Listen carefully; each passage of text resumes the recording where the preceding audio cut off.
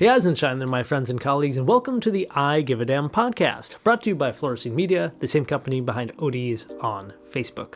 I'm your host, Dr. Joseph Allen, and today our special guest is Jacki Okeefe, who is another legend in the optical industry as she is an optician, she's a consultant, and she is a speaker. And today she helps us explain what it means to hypothetically hug our patients. By this, I mean to better communicate with our patient, to better understand them, and to best serve them. Not to just sell them a vision product, but to authentically help them out as we would a friend and neighbor. There's actually a ton of information packed into this episode with Jacki, and I think as an optometrist, I gained a ton of knowledge on how I can improve my communication and better connect with my patients, as well as communicate with staff in the clinic, to other opticians, to other staff members, so we can better close that circuit, to better close in those gaps of patient communication, and to truly help our patients. So please, let's double click on this, hit those like and subscribe buttons, and here we go with Jacki Okeefe.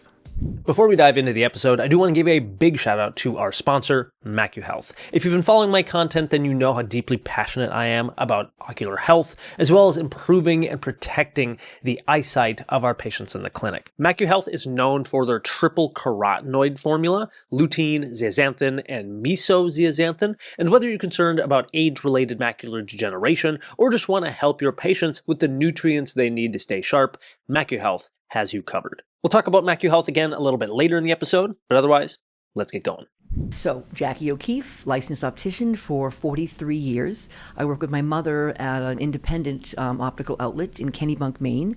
Met the man of my dreams and moved from Kennebunk, Maine to Norfolk, Virginia, and started writing for a magazine, and then started speaking and doing consulting. And, I started working because my mom had a cold and couldn't answer the phone. And 43 years later, I still have the passion.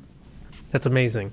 And it's all been in opticianry, glasses, lenses, Yes. style, Yes. communication, everything. Everything. I know recently here you just gave a lecture on, it was...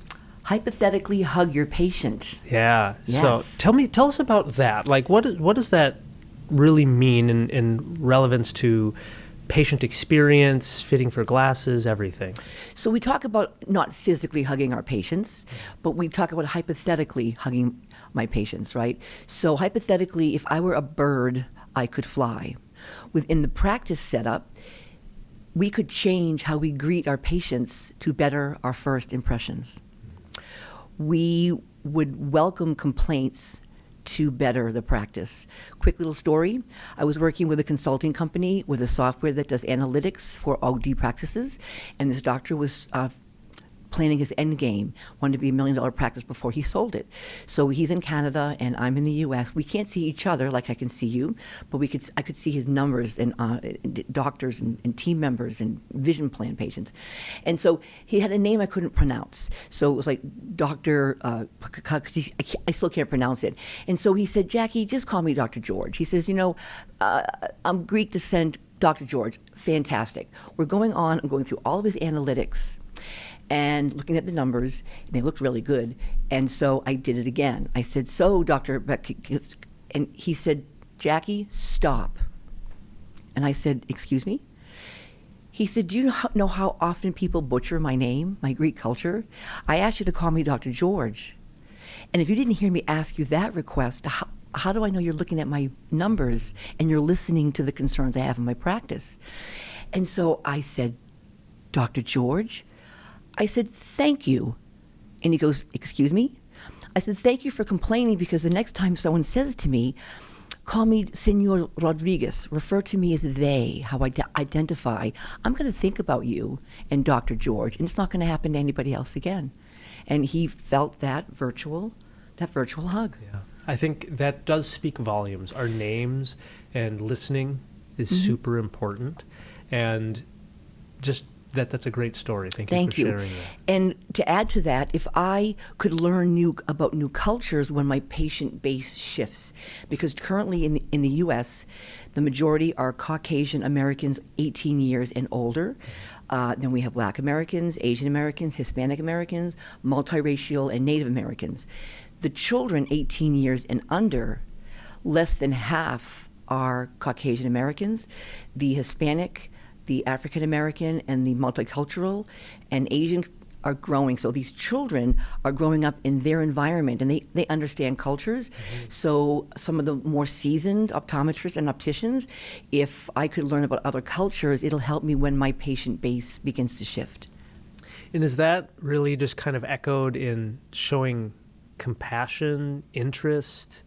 I suppose it's all in the vein of like, how can I better serve them? Right? Exactly. All due respect. The Hispanic community wants you to make room for their family, familia. It's very important to them. The Asian community is very proud of their education, their doctorates, their PhDs. And so we want to embrace those cultures and accept them and not look at them like they're different, because we're all diverse in a way. So just by learning about the cultures and accepting them is one way to virtually hug your patient, because they'll feel like you understand them. Do you do that by just simply asking them more questions, getting to know them more on a personal level, what they value? I think it's a good question. It would start at meet and greet. The front desk is super, super important. They're the front line, right? So when a patient comes in, or a potential patient or a customer comes in, so you want to greet them, but don't just greet them like, "Hi, may I help you? Are you here for an appointment?" Greet them like a friend. "Wow, it's nice to meet you, nice to see you." Pay them a compliment, that sort of a thing. So you want to be able to ask them, "How may I address you?" And if they say Senor Rodriguez, then that's how you address them. So you know he's a Hispanic American, right? And so we also think about when they fill out the forms, right? So you're at the front desk, you know how to identify them. And so you would say, fill out these forms, have a seat. Somebody will be right with you. Makes me uncomfortable. Who's going to come and get me, and how long is it going to take? So versus, please fill out these very important patient forms, and also have multilingual patient forms available in different languages. And then when you're through, please come and see me. My name is Jacki. Now they have a name for me. And then, well, Susan will come and get you as soon as she's ready to take you to pretest. So the patient feels like you can identify with their culture. They have a name attached to me. They know who's going to be coming to get them, and then the team can take it from there. I think sometimes just being able to give somebody a plan, and certainly we see that in the doctor side of things when we're prescribing treatment, having a plan, and that includes telling somebody who's going to be helping them, Yes. what's going to be coming next. That is part of a plan. And otherwise, if you don't show up and just even, otherwise I imagine from the patient's perspective, you can be lost and feel like you're forgotten. Yes. And so it's probably one of the worst things that someone can feel. Because I feel valued as a patient, but if I feel like no one's going to be coming to get me, what's going to happen next, how long is this going to take, it's not in my comfort zone. So, yeah. Is there any other ways that people can better build trust with the patient who's coming in, whether they're looking for optical or just having an experience in a clinic?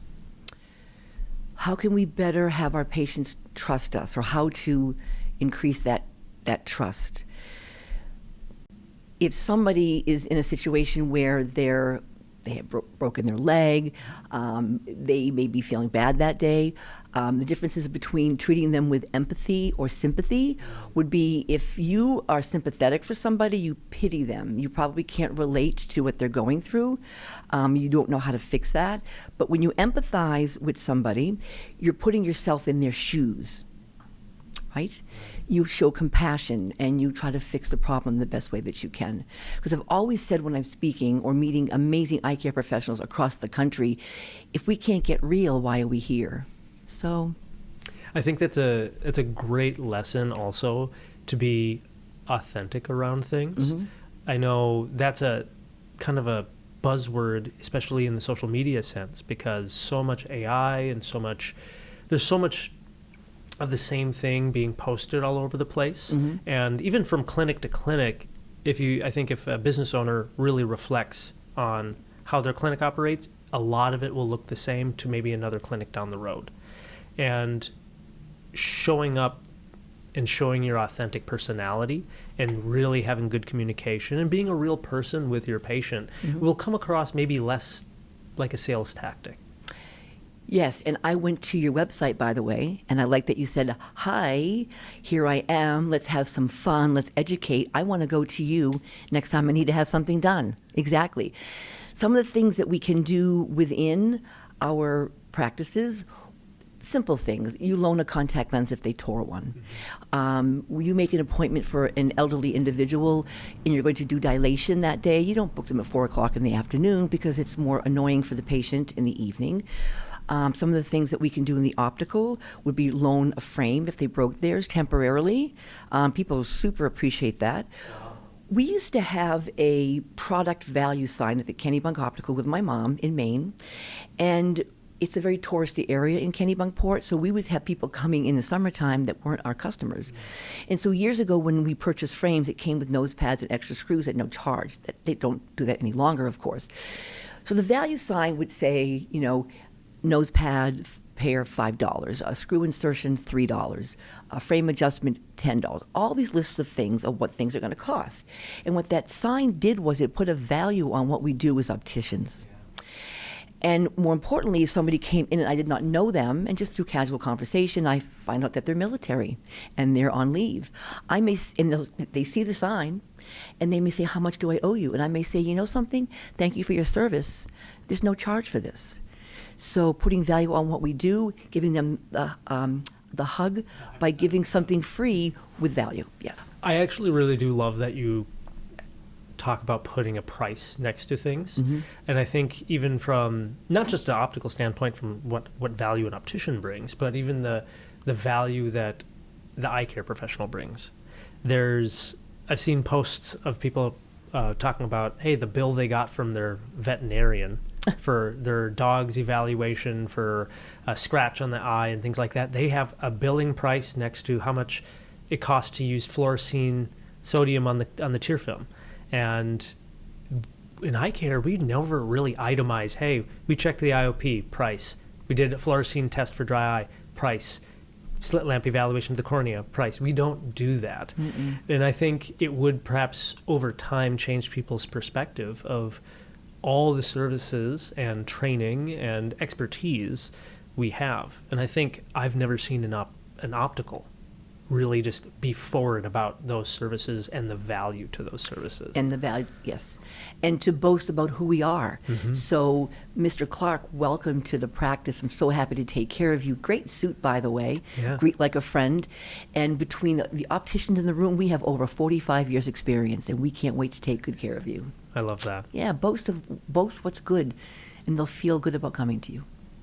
Jacki, what about challenges that opticians often face with like complaints? Because I know in our clinic, it's inevitable. Every clinic is going to have, at some point, an unhappy customer, right? Somebody's going to have an issue because they don't fit right. They feel like they don't see well, something. How do you, in your experience, what do you find works the best way to handle those situations?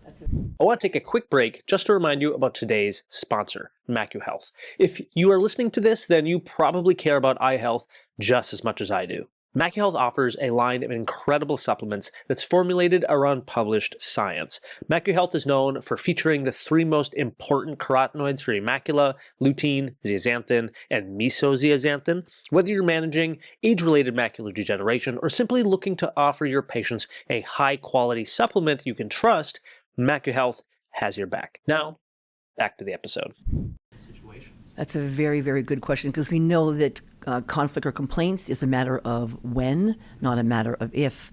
So there was a OD practice that did a 2-year study on why their patients were not happy. What were the top complaints? So within the clinic, the contact lenses, the lane, the pretest, 45% of the complaints came there. 55% came from the optical. The biggest complaint, ironically, is my eyeglasses were not ready when promised. So, Mrs. Clark, please come in on Thursday at 4 o'clock. We'll have your eyeglasses ready for you. Delivery gets there at 11:30 in the morning on Thursday. The box does not get opened. Mrs. Clark comes in, they're not ready. And that's the easiest one to solve, because you open the box. If you're busy, take 10 seconds to open the box and 30 seconds to call the lab, right?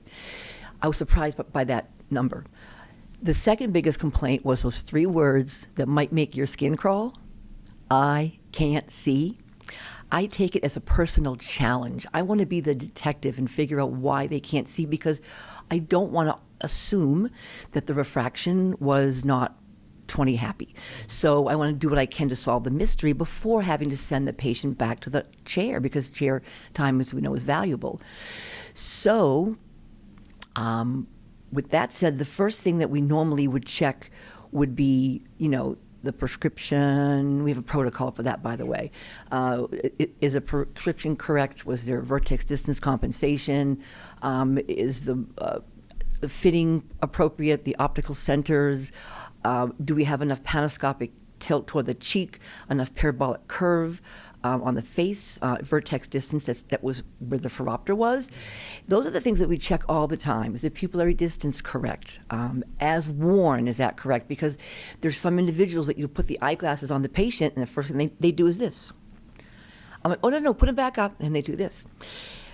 But to me, the most important thing to check first when they say they can't see is the lens material. It's interesting, right? So we know that Professor Ernst Abbey has a way to determine the amount of chromatic aberration. He has a formula for that, in fact, which blows my brain. However, it's just, don't put that in there. Professor Ernst Abbey, who has a way to calculate the amount of chromatic aberration in ophthalmic lenses. So that's a big word, right? Chroma, color, aberration, right? So Abbey values, lower is not so good, the higher is better. So polycarbonate is about 29 or 30. That's the number for the Abbey value. So there's more chromatic aberration. I've actually seen, I'm not a doctor, my patients, my customers, my clients, who had super, super high minus prescriptions actually saw that color of infringement. So back to materials. If polycarbonate is 29 or 30, Trivex is about 44 to 45, depending on who's manufacturing it. And then you have CR39 is 58, and along with crown glass. So I love those Abbey values. So I am not a snob, but when it comes to lens materials, I want a higher Abbey value. So let's say I came to see you, and you did a lot of polycarbonate. It has a great price point. It's great for kids when the parents are reluctant to spend the money. It's available in so many products. I totally get that. But I came to you wearing CR39, and then your optician fit me to polycarbonate. So I can't see. I saw her in the chair. I see 20/20, but I'm not happy. So we follow that protocol, and then we rest assured that once we've checked all the parameters, then we also are going to check the patient's previous pair of eyeglasses. That's super important to do. And then when all is said and done, I'm going to think about, when they say I can't see, can they really see, or do they have buyer's remorse? So I'm going to say, wow, so tell me about the frame comfortable? No, everything is wrong. And then we might talk about a restyling before I send the patient back to the chair. I actually have a document I created that I can pass out to the attendees that sets the protocol checklist for success when checking the eyewear. That's awesome. Yes. I think that's really wise. I think for myself, when I have a patient who comes in for like a recheck or something like that, I probably turn on my like patient listening skills 100 times more, because I'm really trying to understand how are they using them. Because a lot of times it's the communication thing, because you and we're in this industry. We know how we think about glasses and how they sit on the face and how visual experience is, but the general public or our patients, they don't know how to describe what they're experiencing. They don't know the words. They don't understand what the experience should be like.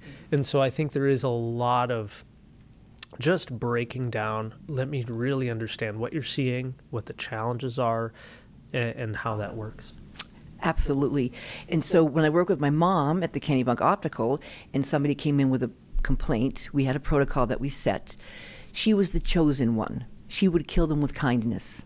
So you look within your practice to see who's good at listening, who thinks methodically before speaking. My mom was absolutely the chosen one. We would document what worked and what didn't work. But the first thing that we would do for the protocol is take the individual, the patient, the customer or client, and have a seat with them. right? And or remove them from the area to the break room, the contact lens fitting room, if they're irate in handling that complaint. So we'd sit, and next thing we would do is, I'm going to listen. It's called listening reflectively. It's quite simple. So Mrs. Clark comes in, her screw fell out for the third time in 2 weeks. She comes in to see you. I know as soon as she walks in the door, that's what's going to happen. I'm going to seat her down.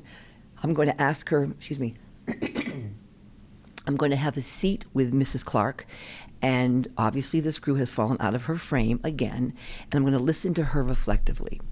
And so Mrs. Clark's going to tell her story. And when someone has a story to tell, say she had 5 points to tell you, 1, 2, 3, 4, 5. If I were to interrupt her after 3, what's going to happen? She'll start all over again. So we need to be better listeners, open our mind, be in the moment. And then after she's told me her story, I'm going to ask her to share anything else that she has. And here's how it ends. Mrs. Clark, I understand that your screw fell out for the third time in 2 weeks. Oh my goodness. And you have a family wedding coming up. People are flying in from Manchester, New Hampshire, Boston, Massachusetts, Portland, Maine. Your hairdresser didn't show up at the house. Your nails have to get done. The bridesmaids have errands to do. Your housekeeper didn't show up. My goodness gracious. And you had to come and see me one more time. And you just watch the beast within relax. And I'll look at her and I'll say, so did anything else that you would like to share with me? And she'll say, yes, I stubbed my toe on the way in the door. Once you use reflective listening effectively, now the conversation can continue with Mrs. Clark to fix the problem, to find her a new frame. But when you don't mirror what they just said to you, they're not sure that you understand what their complaint's all about. Reflective listening effectively. So I do want to ask about lenses, not just like lens types, but different types of things like tints, different types of options, because I know you and I both have a love for things like photochromics, and I know this last couple of years we've seen this expansion of lens colors that have never really existed before. And because I'll be honest, there's times, I will talk with a patient about certain lens colors because they ask about it, but it's not something that I actively will bring up to discuss from a medical standpoint. But I'm curious, how are you seeing that play out in the world of like glasses, lenses, and how do you even have conversations around that with patients? It's a really good question, Doctor. Tinted lenses is either going to be a need or there's going to be a want. So for those that want, they want fashion, they want single gradient, double gradient, triple gradient, top, middle, and bottom. They want to make a statement with their lens colors. So the want would be fashion. I totally understand that. Mm-hmm. However, if it's a patient who is photophobic, perhaps, then there's a different conversation. If it's a child that wants a tint, a 20, 30% tint, I'm going to refer to the refracting physician to see if that's okay. So, but the need could be someone, again, who is photophobic, wants a nice dark tint with like 85% light omission. Or there's now lenses coming out in different colors to help with migraines. And so you wear these lenses and it helps to reduce migraines on the patients who wear them. So there's a medical need, and then there's the fashion want for what we call a constant tint. It's static, it doesn't change, right? So it's dark all the time. So now we have the technology with lenses that are variable tinted lenses that darken in and outdoors. You have amazing lenses that are going to get darker. You have amazing lenses that become polarized outdoors with the ultraviolet exposure. Phenomenal technology, by the way. Yeah, that blows my mind to think how that's working. It does. So it's actually, if you're curious, it's at the molecular level. The nanomolecular dyes move. They open and close, and when they open, it allows the UV to become absorbed, and they darken. And so what they've done with today's technology is these molecular dyes, you can put more of them in the matrix, which is the house in which they live. Now we have millions of dyes versus less. The matrix in which these live is softer and hard, so they can have more mobility and move around and do little dances. So that's how they work. Generally speaking, ultraviolet, everyone's dancing, and then no ultraviolet, they're falling asleep. They're clear or virtually clear. Then there's lenses that darken behind the windshield of a car because they're darkening based on not just ultraviolet. You think about the Roy-G-Biv, the spectrum, red, orange, yellow, green, blue, indigo, which to me is high energy visible, and then violet. So the lenses that darken behind the windshield of a car are changing on violet into the blue spectrum. Make sense? So they've broadened that spectrum so the lenses are going to get dark behind the windshield of a car. That's all groovy stuff. So the lenses that polarize, this is super cool. One set of molecular dyes needs ultraviolet and some of the blue, the high energy visible. The other molecular dye needs ultraviolet. So indoors, the polarizing molecule is sleeping, and if there's blue light, a little bit of a tint. Outdoors, everybody's dancing. These molecules are going to do this. They don't just move randomly, they line up horizontally like a polarized filter. Wow. Yeah. And then in the car, the polarization goes to sleep, and the one that gets in the car dark and works just a little bit. Phenomenal. That's the technology side. For those that have the want, not the need, we have fashion colors that are available today. So now you can play with fashion colors that are virtually clear indoors, that are going to darken outdoors.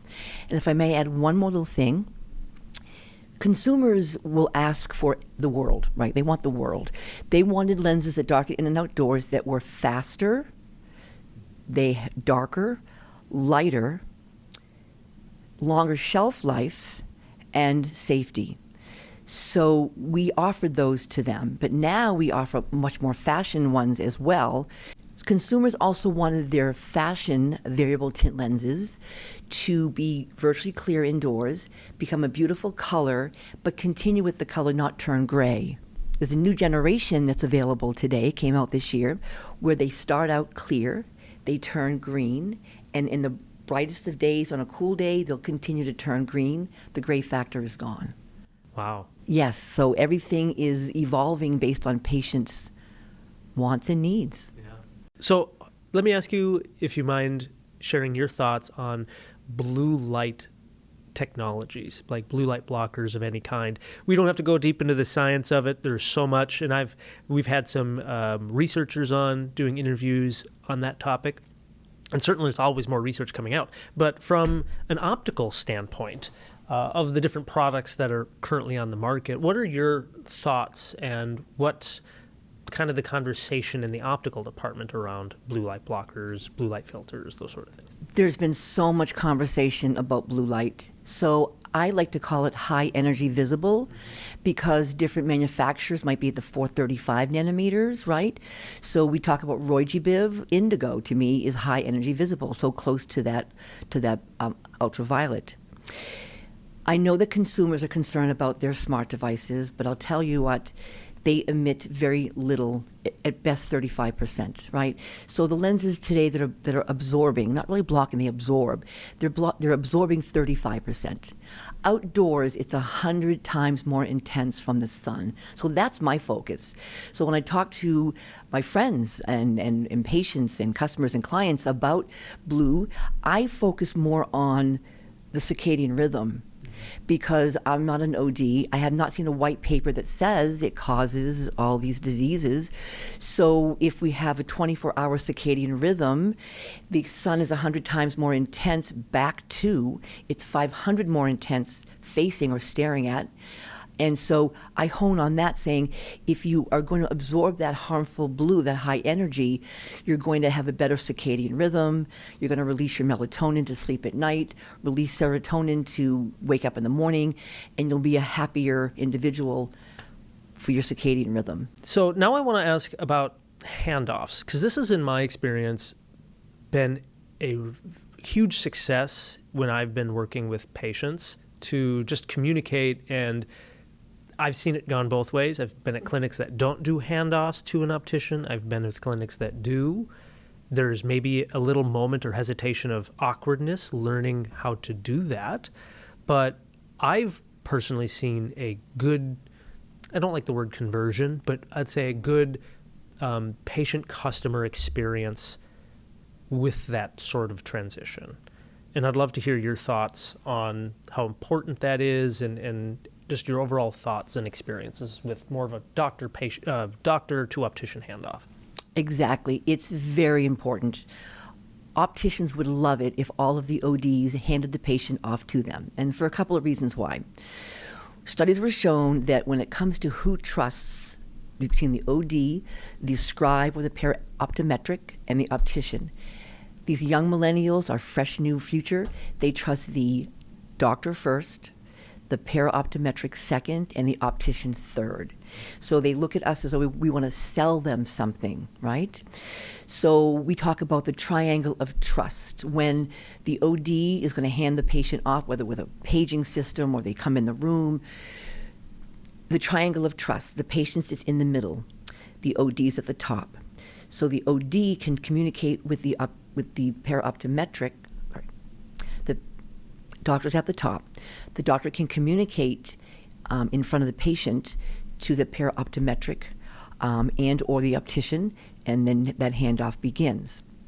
What the patient sees is my eye doctor cares about my medical needs, compassionate, wants me to get something that's going to enhance my visual experience. The patient also sees the optometric working with the optometrist in that medical portion of the visit, and then whether the optometric does the continuing handoff, which happens in some practices, now the optician can take it from there. So when we communicate, of course, you don't want too much optical jargon because the patient might get confused, because I don't know the language of an audiologist or a cardiologist. That's not in my vocabulary. And so when the communication is done between the doctor, the para, and the optician for the patient, less jargon, listen reflectively in front of the patient. So when the doctor says, "This is what I recommend," it's repeated so the patient sees, and you go, I said that wrong. To listen reflectively, so what the patient sees is the eye doctor communicating to the para or the optician. The para or the optician repeats what was just said, so the patient knows that everyone's on the same page, and that kind of is a way to make them feel more comfortable moving forward. So something I would just love to know, and I think may be helpful for a lot of doctors who may be listening in, is there any other like special tips or like a good practice of, is it good to say the type of lens that maybe the doctor would recommend, or a type of progressive, or do you find the doctor communicating those specific words in front of the patient? Is it maybe saying, hey, this is going to be the best option, this is going to help her or your patient with XYZ? Is there any sort of just good knowledge that you can share that may help us all improve? Absolutely. I wish more optometrists would prescribe from the chair versus recommend. I'm an optician. I'm going to recommend based on your chair experience.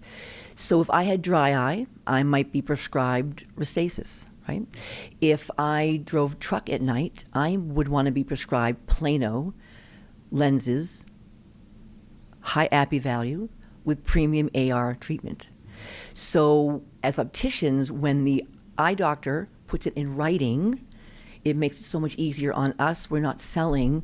We're just going to recommend what your doctor prescribed. And I think that makes it comfortable for absolutely everybody. When you prescribe, we have the handoff. I now have the prescription in front of me. I can say, Mrs. Clark, the doctor has prescribed driving glasses for nighttime. Let's talk about that. The doctor has prescribed polarized sun lenses for your outdoor experience. Your doctor has prescribed premium AR treatment, 99.75% light passing through for your nighttime experience. It would be so helpful and make life so much easier and less time spent trying to sell.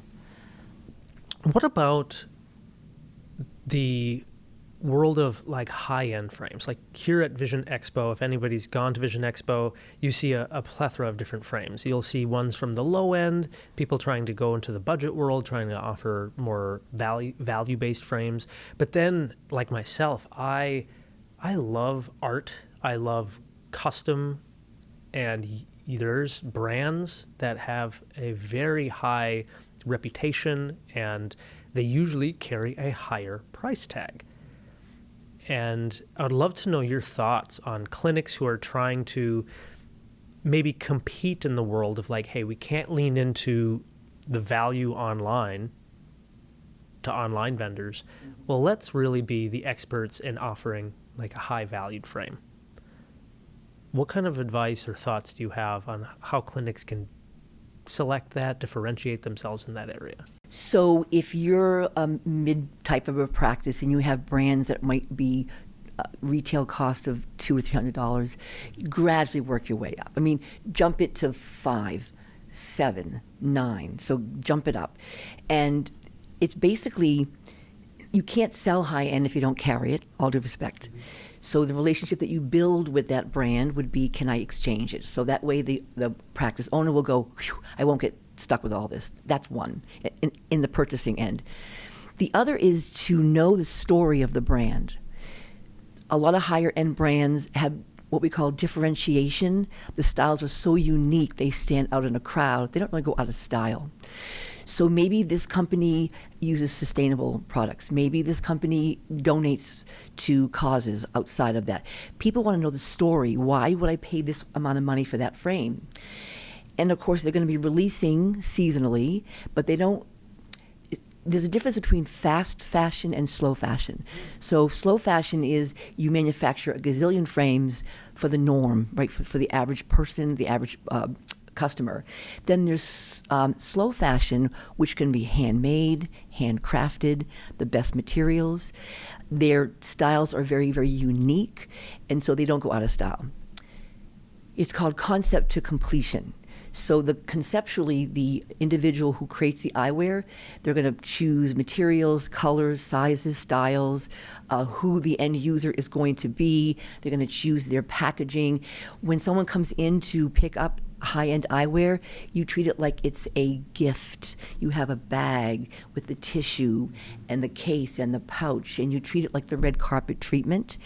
So by the time you know the designer and the story, by the time it goes to the optician to recommend it, the optician should know exactly the story of that brand from concept to completion. So now the patient has better understanding of who that brand was designed for in the first place. How do you guide a patient through that, making a selection? Is it something that you'd first go with, well, let's find something that really fits you, that fits your personality, the attitude? How would you guide a patient through looking at more of a higher end frame like that? I certainly would start from the top and work my way down. Because if I find that they love this frame, they look fabulous in that frame, their out-of-pocket might be $685. They may show resistance, and so I'll work my way down so it's more comfortable for them. So I test the resistance on price first, and then I test the resistance on their style. So I'll try something that's colorful and friendly and bold and brilliant and put it on them. And if they go like this, then I know that that type of frame differentiation is not really meant for them. So then I test the limits to see where they want to go with that as well.